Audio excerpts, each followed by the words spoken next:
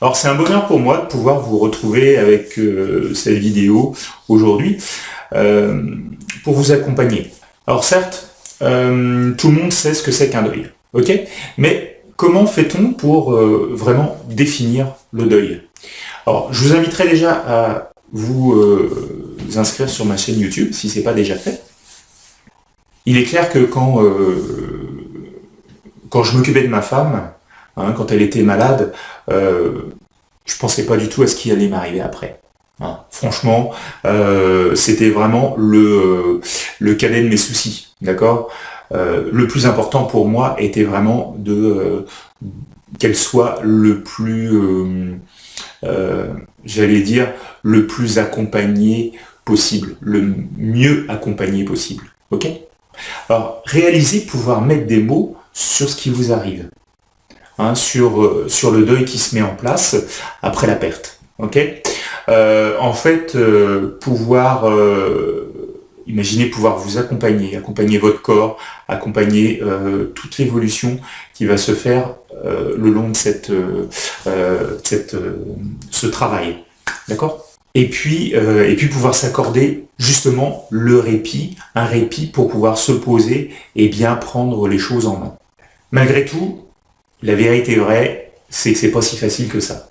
Parce que, rapidement, très rapidement, les événements nous rattrapent. On est submergé par les émotions, submergé par les ressentis, par le ressentiment, et puis on imagine un chemin très tortueux à parcourir et qui va être très très long, ok, qui va être laborieux. Aujourd'hui, je vais vous partager 8 questions qui vont vous permettre de vous poser un peu et puis vraiment de réfléchir à ce qui se passe, à ce qui arrive et pourquoi pas débloquer quelque part chez vous un sentiment qui va vous permettre d'avancer plus sereinement. Ok?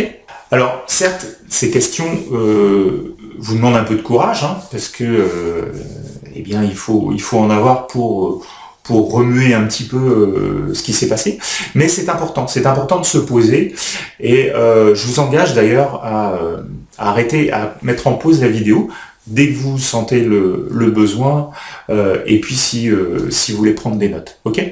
Alors la première question va être: qui ou qu'avez-vous perdu? Ça c'est important, parce que ça va être différent entre une compagne, un parent, un enfant, un animal, un job aussi. Vous avez les mêmes étapes qui vont arriver après. Ok.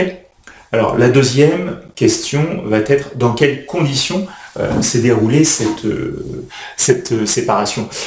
En fait, vous allez voir que le fait d'en prendre conscience, ça va peut-être vous amener des clés, parce que toutes les séparations ne sont pas de la même, n'arrivent pas de la même façon. Ok. La troisième question: y étais-tu préparé? Et si oui, comment? Ok. Si je prends mon cas, j'ai accompagné ma femme pendant quelques années durant sa maladie, et donc ça m'a permis, malgré tout, même si on n'en prend pas conscience, de se préparer à ce qui va arriver. Ok. Donc voilà, donc important de savoir si on y est préparé ou pas. Ok. Un accident, par exemple, de voiture va être quelque chose de brutal, donc vous n'y êtes pas préparé. Donc le cheminement ensuite va être différent, va être beaucoup plus, peut-être un peu plus laborieux. Ok. Quatrième question: comment vivez-vous les deuils dans votre famille? En fait, une question qui va vous permettre d'approfondir un petit peu ce qui se passe dans votre cercle familial. Ok. Il y a sûrement eu des deuils, comme dans toutes les familles, et le fait de savoir vraiment comment les personnes de votre famille appréhendent ces épreuves.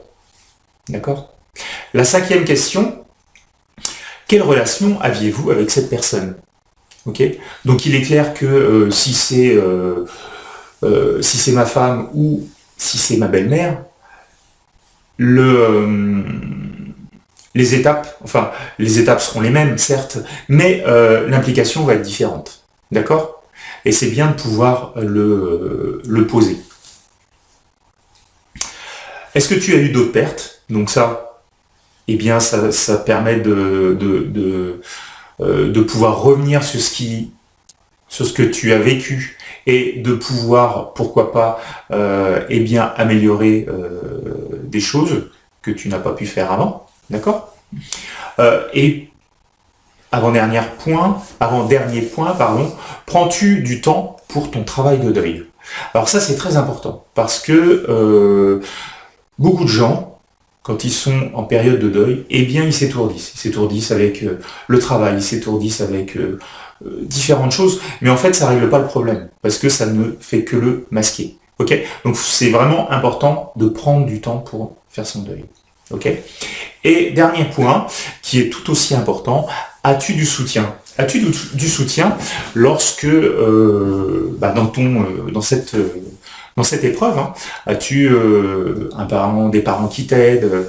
As-tu des enfants qui sont là aussi pour toi?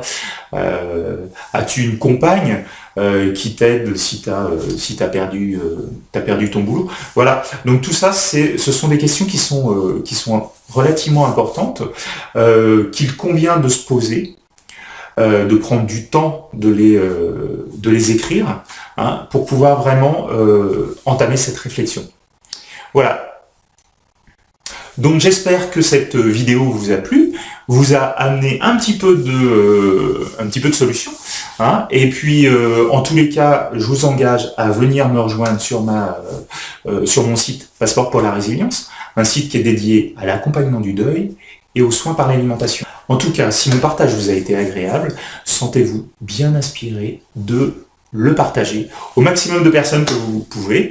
Hein, ça peut aider quelqu'un, c'est toujours enrichissant. Je vous souhaite à tous une très belle journée. Prenez soin de vous. Je vous aime. À bientôt.